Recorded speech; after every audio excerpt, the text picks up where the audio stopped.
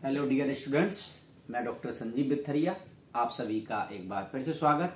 आपको जैसा कि मालूम है कि प्रश्न बैंक 2023 का एक सीरीज अपनी चल रही है, उसका आज हम चैप्टर 6 यानी विषय भक्ति सूफी परंपराएं हैं बच्चों, उसको पढ़ेंगे।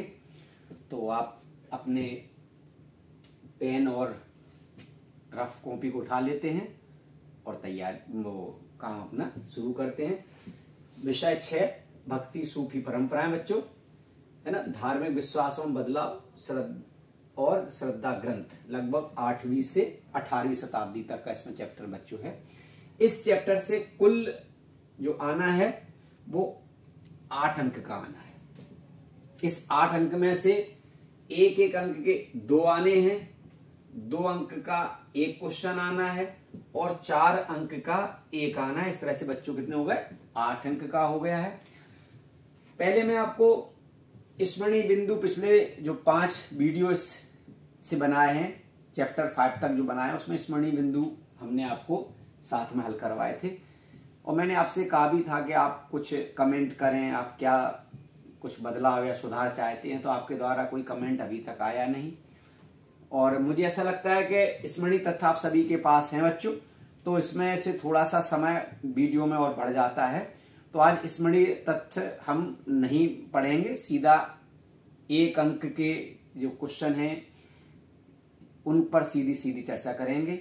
फिर यदि आपको ऐसा लगता है कि नहीं हमें स्मरणीय बिंदु भी पढ़ाना चाहिए तो आप मुझे कमेंट बॉक्स में बताएं कि आपको स्मरणीय बिंदु भी चाहिए तो हम पढ़ाएंगे। अगर आपका नहीं पढ़ना है तो फिर हम समझ लेंगे कि आपको कमेंट में नहीं आया है, तो आपको वहीं से शुरुआत सीधा करना है। तो बच्चों स्मरणीय बिंदु आप खुद पढ़ लेंगे घर पे और सीधा अपन तैयारी रखते हैं सीधी किसकी? सही विकल्प की। सबसे पहला है सही विकल्प। तो भगवान जगन्नाथ किस हिंदू देवता के रूप में माने जाते हैं? इसमें विष्णु है, ये सही है, ठीक है ना। भगवान जगन्नाथ का मंदिर पुरी में बच्चों स्थित। इसके बाद हाँ 2 नंबर वाले जो अंक हैं, 2 अंक के जो क्वेश्चन हैं उनको जरूर अपन हल करेंगे बच्चों। सिख पंथ के 10वें गुरु कौन थे? तो गुरु गोविंद सिंह जी है 10वें गुरु। आपको पता है कि सिख धर्म में 10 गुरुओं की परंपरा रही है बच्चों।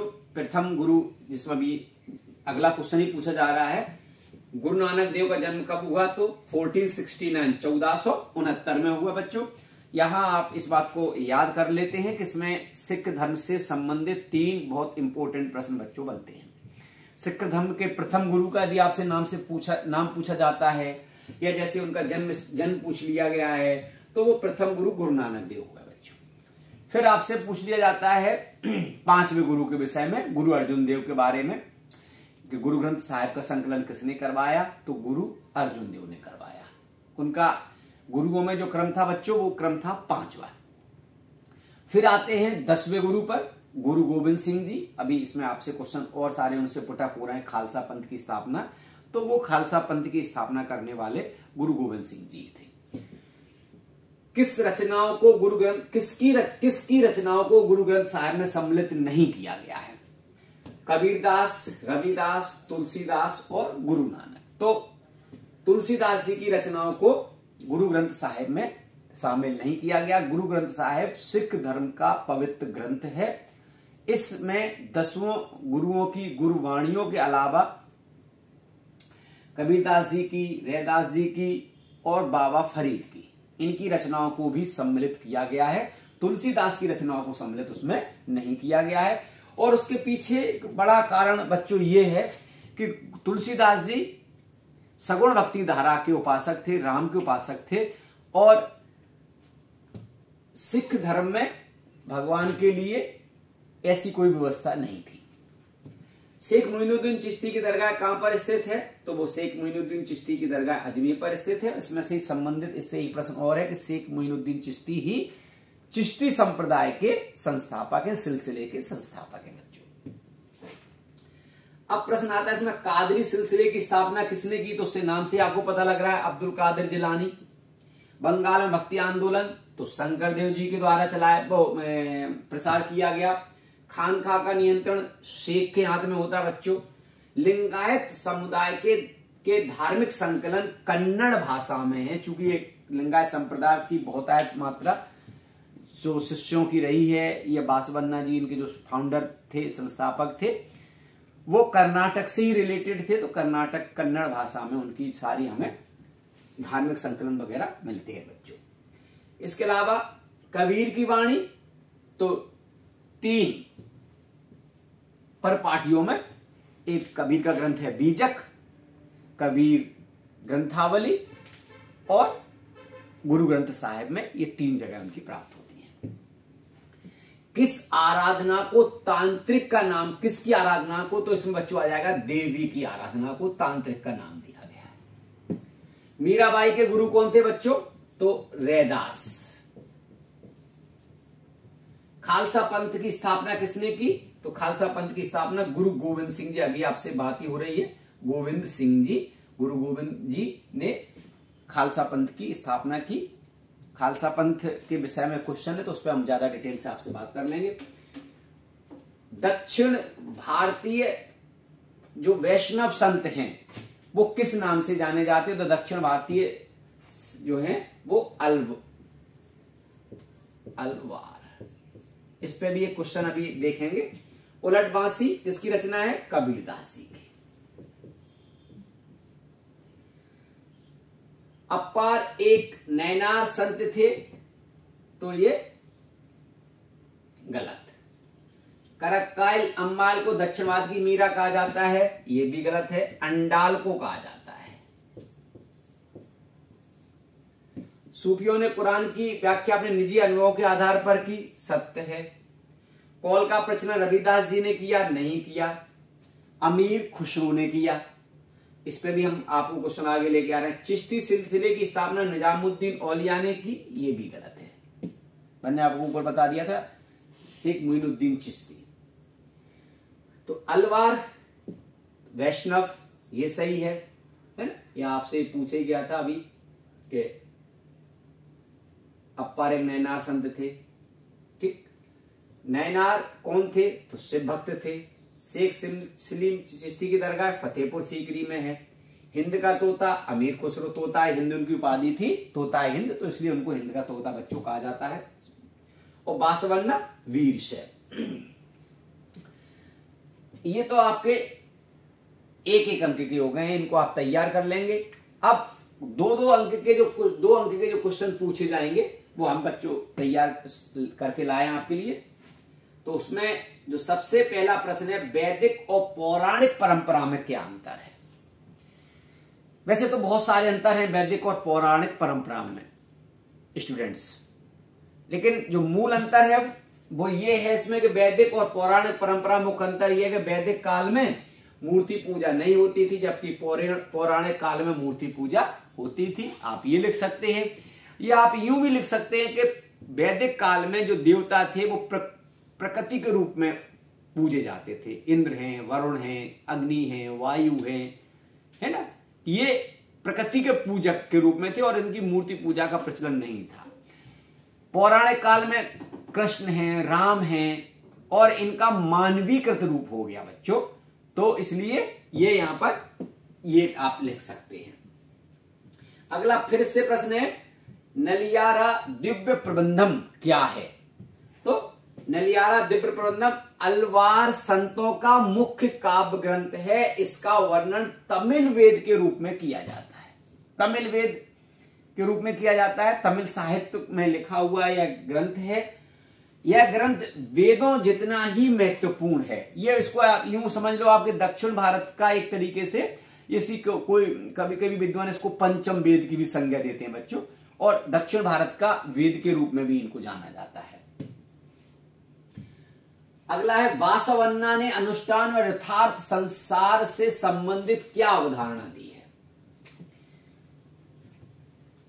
एक तो प्रश्न ये हो जाएगा, और दूसरा पिछली इकाई में भी इससे एक रिलेटेड संबंधित एक प्रश्न पूछा गया था बासवन्ना के विषय में। तो बासवन्ना ये कर्नाटक में एक लिंगायत एक संप्रदाय है।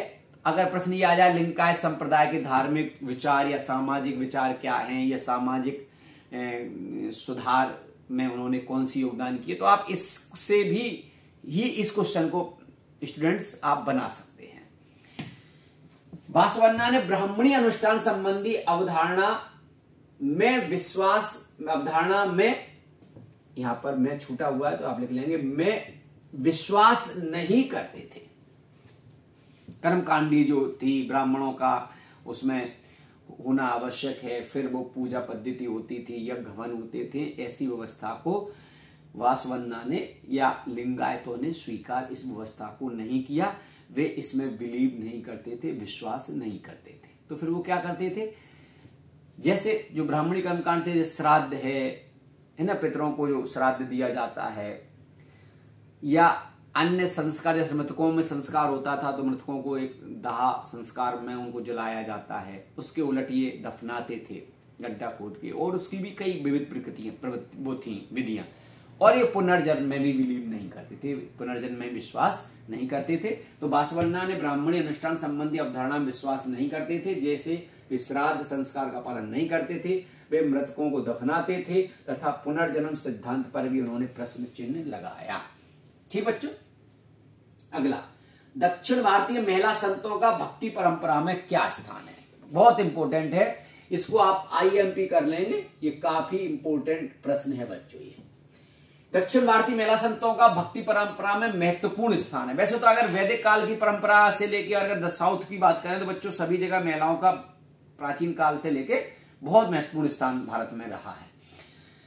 इन महिला संतों ने के गीत, इन्होंने गीत लिखी, आराधनाएं लिखी, है ना, तो उनकी जो गीत हैं उन गीतों को भी व्यापक स्तर पर गाया जाता है या गाए जाते हैं, एवं अपार सबंदर और सुंदरार की कविताएं तरवरम नामक ग्रंथ में सम्मिलित हैं या संकलित हैं। आप प्रश्न ये भी बन सकता है, आपसे ये भी पूछ सकते हैं कि तरवरम में किसके ग्रंथ संकलित हैं, या अपार सुंदरार की कविताएं कहां संकलित हैं, तो तरवरम ग्रंथ में बच्चों संकलित हैं। अगला, इस्लाम के अनुयायियों को कौन सी 5 बातों का पालन करना आवश्यक है? कौन सी ऐसी 5 बातें थी? तो आपके सामने ये 5 बातें हैं। इस्लाम को प्रवर्तक के बारे में बच्चों बता दूं, साथियों बता दूं आपको, इस्लाम के जो फाउंडर हैं, प्रवर्तक हैं, वो मोहम्मद साहब पैगंबर हैं। मोहम्मद साहब पैगंबर के द्वारा इस धर्म को चलाया गया, और इस धर्म के विषय में जो महत्वपूर्ण 5 बातें हैं वो आपके सामने हैं।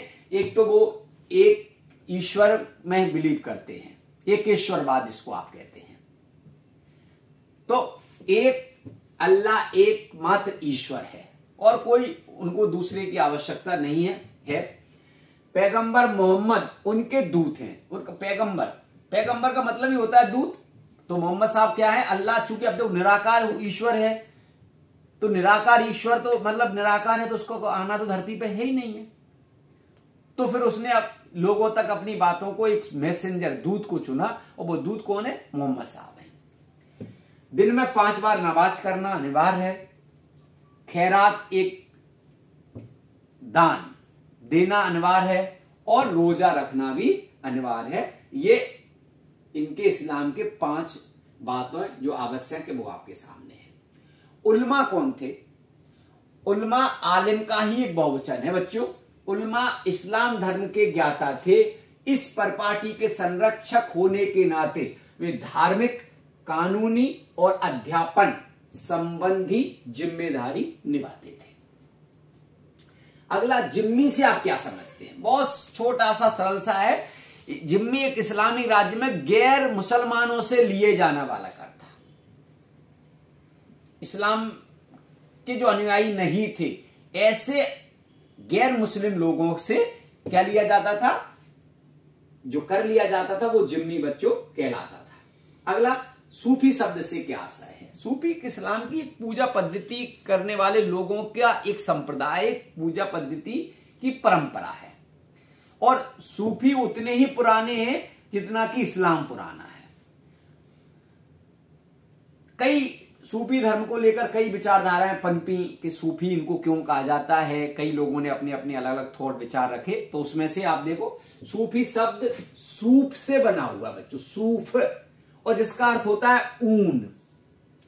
कुछ लोग इसकी व्युत्पत्ति सफा से भी मानते हैं, जिसका अर्थ होता है साफ। एक ऊन का बना हुआ एक कपड़ा वो ओढ़ते थे या सिर पे बांधते थे, और इसी से वो सूफी कहलाए। कुछ विद्वानों की बच्चों ऐसी मान्यता भी है कि जो मक्का का मुख्य स्थान है, जहां मोहम्मद साहब अक्सर प्रवचन दिया करते थे, वहीं पर एक चबूतरा होता था। वहीं चबूतरे पर बैठ के ये अध्यात्म में या ध्यान लगाते थे। उस चबूतरे को सफा बोलते थे, और उस सफा के कारण ये सूफी कहलाए। एक मान्यता बच्चों ये भी है। अगला, मातृग्रहता क्या है? ये बहुत इंपॉर्टेंट है, ये भी मातृग्रहता। इसको भी बच्चों आप बहुत अच्छे से याद कर लें। मातृग्रहता वह परिपाटी है जहां स्त्रियां विवाह के बाद अपने मायके में ही अपनी संतान के साथ रहती थी और उनके पति आकर उनके साथ रह सकते थे। इसी परंपरा को मातृग्रहता परंपरा कहते हैं। क्लियर? मतलब मातृग्रहता जो परंपरा है उसके अनुसार महिला विवाह के बाद अपने पति के घर पे नहीं रहती थी, वो अपने यहां रहती थी। ठीक है ना? चलो अगला, सिलसिला का शाब्दिक अर्थ क्या है? सिलसिला का शाब्दिक अर्थ है जंजीर, जो शेख और मुरीद के बीच एक निरंतर रिश्ते का घोतक है, जिसकी पहली अटूट कड़ी पैगंबर मोहम्मद से जुड़ी हुई है। चूंकि 2-2 नंबर के क्वेश्चन है बच्चों, तो जितनी सरल और छोटे शब्दों में आवश्यक था वो आपके सामने उतने ही छोटे सरल शब्दों में लाया गया है। आप चाहें तो कितने छोटे से हैं आप इनको लिख सकते हैं। आप मेरे साथ यहाँ दोहरा कर याद कर सकते हैं, और चाहे तो आप इनको स्क्रीनशॉट लेके आप इनको अपने पास रख सकते हैं। और जैसा कि अभी आपने देखा ये प्रश्न बैंक से ही अर्धवार्षिक पेपर आ रहे हैं, तो आप प्रश्न बैंक पर थोड़ा सा ध्यान दे लें, इनको अच्छे से तैयार कर लें, तो आपका बहुत अच्छा बोर्ड के लिए आपकी प्रिपरेशन तैयार हो जाएगी। अगला, सूफी परंपरा में पीर यानी मुर्शीद का क्या महत्व था? लोगों का ऐसा मानना था कि पीर मृत्यु के बाद ईश्वर में मिल जाता है, एक ही भूत हो जाते हैं, और वो पहले के बजाय ईश्वर के और अधिक करीब हो जाते हैं। तो इसलिए वो पीर को और ज्यादा प्रेम करते हैं, और उनका मानना यह है कि जब हम पीर को प्रेम करेंगे, पीर हमारी हमारी अल्लाह के साथ क्या करवा देगा? मुलाकात जल्दी करवा देगा। तो पीर लोगों का मानना है कि ईश्वर यानी अल्लाह के करीब हो जाते हैं वो, और वो उनसे मुलाकात का रास्ता और जल्दी बनवा देंगे। अगला, वली कौन थे? वली मतलब औलिया अर्थात ईश्वर का मित्र। निजामुद्दीन औलिया की दरगाह जो दिल्ली में है, वो वही वली यानी औलिया अर्थात ईश्वर का मित्र। वह सूफी जो अल्लाह के नजदीक होने का दावा करता था। कैसे दावा करता था? क्योंकि वो अपने आचरण से, शुद्धता से, ईश्वर के प्रति, अल्लाह के प्रति अपने लगाव से, समर्पण से, उनका कहना था कि मैं अल्लाह के अधिक नजदीक हो गया। वली अर्थात ईश्वर का मित्र, वह सूफी जो अल्लाह के नजदीक होने का दावा करता था और उनसे मिली बरकत से करामात करने की भी शक्ति रखता था। लोग उनमें भेद कर देते कि कोई बीमार है तो उस पर हाथ रख देंगे या कह देंगे तो वो ठीक हो जाएगा, कोई दीन दुखी है, कोई अपाहिज है तो उसको ठीक कर देंगे, कोई को धन की आवश्यकता है तो उनको धन की पूर्ति करा देंगे। इस प्रकार की जो करामत करने की शक्ति है वो किसके पास है? वली के पास है बच्चों। शरिया से आप क्या समझते हैं? ये भी इंपॉर्टेंट है। शरिया मुसलमान समुदाय को निर्देशित करने वाला एक कानून है और यह कुरान और हदीस पर आधारित है। तो उसका आधार क्या है? उसका मुख्य स्रोत क्या है? तो क्या है? कुरान और हदीस है। अमीर खुसरो अपने किस योगदान के लिए जाने जाते हैं? बहुत इंपॉर्टेंट है बच्चों। अमीर खुसरो को अभी हम ऊपर अपन पढ़ के आए थे कि तोता हिंद अमीर खुसरो का कहा जाता था। अमीर खुसरो बहुत सारी चीजों के लिए भारत में जाने जाते हैं। कव्वाल का उनको जनक कहते हैं, के द्वारा उनके द्वारा चलाया गया है। ये सारी चीजें एक एक नंबर में भी आपसे पूछ सकते हैं, तो आप इनको याद रखेंगे। कौल क्या है ना, ये हम आपको भी बताने वाले हैं। अमीर खुसरो कवि के साथ संगीत के ज्ञाता भी थे या था। उन्हें कौल अर्थात एक कहावत का प्रचलन करके, मतलब कोई बात कव्वाली शुरू हो रही तो उसके पहले देखो वो एक तरीके से वो पढ़ते हैं, है ना। कागा सब तन खाइयो खाइयो मोरो मांस, है ना। तो ये क्या है, ये कौल ही तो है ना। तो एक कहावत का कौल क्या है, एक कहावत का प्रचलन करके चिश्ती समा को विशिष्ट आकार दिया। उन्हें कव्वाल का भी जनक माना जाता है। ये अमीर खुसरो का योगदान आपने पढ़ा। कबीरदास की वाणी किन परपाटियों में संकलित है, ये भी वहां आपसे पूछ लिया गया। तो आप अपन पढ़ के आए थे 3 परपाटियों में संकलित है, तो आप यहां पर देख लो। कबीरदास की वाणी जो 3 परपाटियों में संकलित है, किंतु परस्पर व्याप्त परपाटियों में कौन कौन है, बीजक है, कबीर ग्रंथावली है और आदि ग्रंथ साहिब, जिसको गुरु ग्रंथ कहते हैं, उसमें संकलित है। आदि ग्रंथ साहिब का संकलन किसने किया, अभी मैं आपसे वैसे ऊपर बता के आया था कि आदि ग्रंथ का संकलन 5वें गुरु अर्जुन देव जी के द्वारा किया गया। 5वें गुरु अर्जुन देव ने आदि ग्रंथ साहिब का संकलन करवाया। इस ग्रंथ में, है ना, गुरु नानक देव व उनके 4 उत्तराधिकारी बाबा फरीद के अलावा बाबा फरीद, रविदास और कबीर की वाणी आदि को ग्रंथ में संकलित किया गया। बाद में और जो 6वें 7वें 8वें 9वें 10वें गुरु थे, उनकी वाणियों को उसमें संकलित करवा दिया गया था। आप चाहो तो ये लिख भी सकते हो, नहीं इतने से भी आपका काम बन जाएगा बच्चों। अगला खालसा पंथ पर टिप्पणी, तो ये भी हम आपसे चर्चा कर चुके थे। खालसा पंथ के संस्थापक गुरु गोविंद सिंह जी 10वें क्रम के अंतिम, 10वां क्रम भी है और अंतिम भी है। गुरु परंपरा में 10वें क्रम के और अंतिम हैं। तो गुरु गोविंद सिंह ने खालसा पंथ यानी पवित्र सेना की नींव डाली। गुरु गोविंद सिंह के नेतृत्व में समुदाय एक सामाजिक, धार्मिक और सैन्य बल के रूप में संगठित होकर सामने आया। गुरु गोविंद सिंह जी गुरु अर्जुन देव के काल में ही बच्चों मुगल और सिखों के संबंध तनावपूर्ण होने लगे। गुरु अर्जुन देव की जहांगीर के द्वारा हत्या करवा दी गई। इसके बाद के तेग बहादुर जी के सम को औरंगजेब ने बहुत सारी यातनाएं दी। गुरु गोविंद सिंह के दोनों बच्चों को औरंगजेब ने दीवाल में जिंदा चिनवा दिया गया। तो इस सब उनको जब लगने लगा कि ये सिखों के पीछे मुगल शासक पड़े हुए हैं, तो उन्होंने अपनी रक्षार्थ, समाज की रक्षार्थ उन्होंने एक सेना स्थापित की, एक पंथ स्थापित किया, जिसको, है ना, जो पवित्र सेना जो रक्षा कर सके, अपनों के लिए लड़ सके, ऐसी जो सेना थी उसको हम खालसा पंथ या पवित्रों की सेना कहा जाता है।